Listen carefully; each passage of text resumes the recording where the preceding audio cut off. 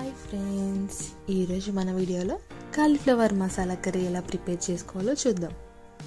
ముందైతే వాటర్లో సాల్ట్, పసుపు వేసుకొని వాటర్ని మరిగించుకోవాలి.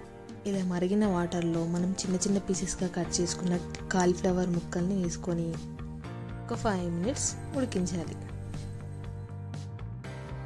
ఇలా ఉడికిన తర్వాత కాలీఫ్లవర్ ముక్కల్ని తీసి పక్కన పెట్టుకోవాలి.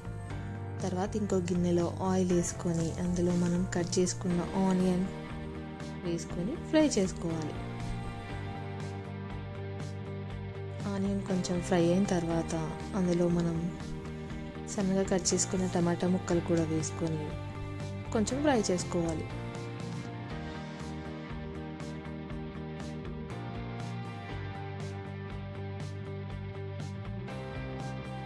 ఆనియన్, టమాటో ఒక 60% వరకు ఉడికిన తర్వాత వీటిని పక్కన తీసుకొని చల్లారబెట్టుకొని ఒక మిక్సీ జార్లో వేసుకొని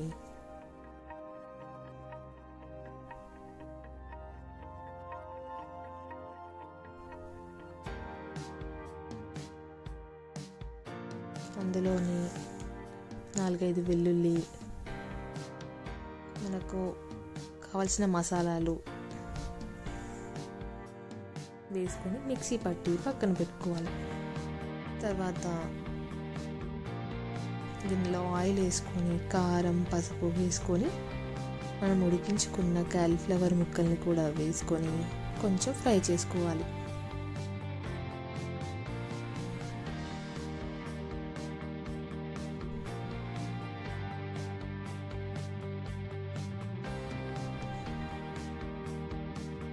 ఇవి బాగా ఫ్రై అయ్యి కారం, పసుపు అన్నీ కాలీఫ్లవర్ ముక్కలకి పట్టిన తర్వాత వీటిని పక్కన తీసి పెట్టుకోవాలి.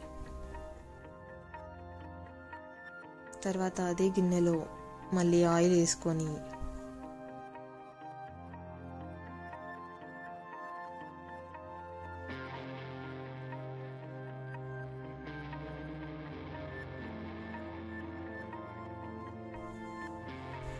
దాంట్లో బిర్యానీ ఆకు, బిర్యానీ పువ్వు వేసుకొని అది ఫ్రై అయిన తర్వాత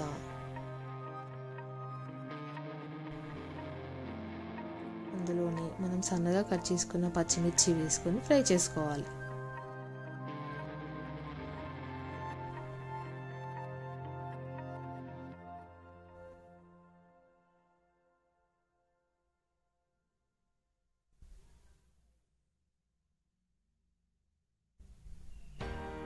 పచ్చిమిర్చి కూడా ఫ్రై అయిన తర్వాత ఇందులో కరివేపాకు, కొత్తిమీర, పుదీనా వేసుకొని ఫ్రై చేసుకున్న తర్వాత మనం మిక్సీ పట్టుకున్న ఆనియన్, టమాటో పేస్ట్ని ఇందులో వేసుకొని బాగా కలిపి ఫ్రై చేసుకోవాలి.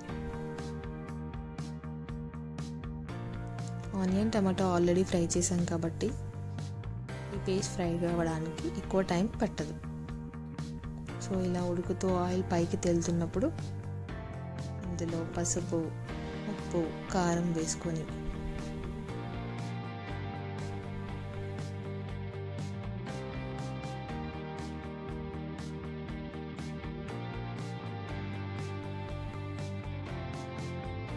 మంచిగా కలిపి ఫ్రై అయిన తర్వాత అందులో ఒక 1/2 glass వాటర్ వేసుకొని